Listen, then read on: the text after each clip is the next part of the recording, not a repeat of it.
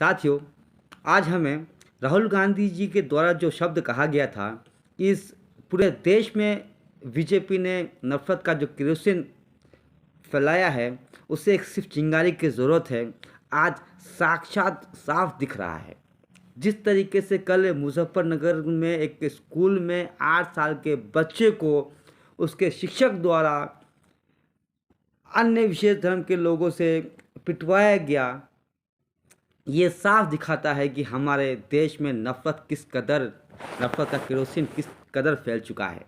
वो 8 साल का बच्चा जो अबोध है, उसे इसलिए सिर्फ प्रताड़ित किया गया, उसको मारा गया, उसे अन्य अन्य बच्चों से पिटवाया गया क्योंकि वो मुसलमान था।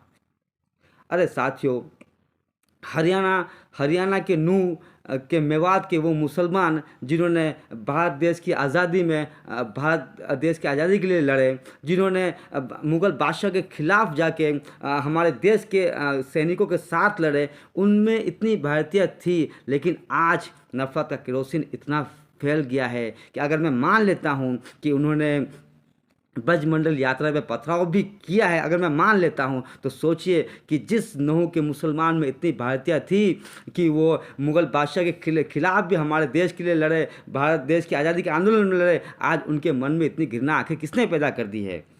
आज आप बात करिए उन मोदी जी की, जो मोदी जी कहते हैं कि अब्दुल मेरा दोस्त था, और अब्दुल जब मैं ईद पे मेरे घर पे आता था तो मेरी माँ उसके लिए सेवैयाँ बनाया करती थी। लेकिन जब अब्दुल से बात पूछी जाती तो अब्दुल कहता है कि अब वो बात नहीं रही। तो सोचिए इस देश में नफ़रत इतनी कैसे फैल रही है। सोचिए कि हम चाँद पे जाने की बात करें, हम मंगल पे जाने की बात करें, लेकिन जब मानवता नहीं होगा तो ये इंसानियत कहाँ से आएगी? जब इंसान नहीं होगा तो ये जीव कहाँ से आएगा? साथियों, अभी भी संभलने का मौका है। ये देश के वो नफ़रत कंटों से हमें इस देश को बचाना है। हम वो हिंदू हैं जो पत्थर की मूर्ति में भगवान को ढूंढते हैं, लेकिन आज के देश में वो नफ़रत कंट पैदा हो चुके हैं जो 8 साल के बच्चे में, जहां भगवान हम 8 साल के बच्चे को मानते हैं, उन्होंने 8 साल के बच्चे में भी धर्म ढूंढ लिया है। अभी भी संभलने का मौका है, नहीं तो बहुत देर हो जाएगी।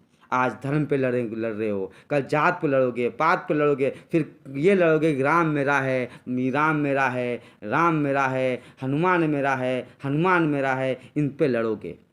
इस नफ़रत कंटों को अगर इस देश की सत्ता से दूर नहीं करोगे, और राहुल गांधी की बात अगर आपको समझ में नहीं आ रही है, तो आप बहुत देर हो जाएगी। आओ साथियों, मोहब्बत की दुकान खोलने पे जोर लगाओ और इन नफ़रत कंटों को सत्ता से दूर भगाने में अब कमर कस लो, नहीं तो ये देश बर्बाद हो जाएगा। जय हिंद, जय भारत।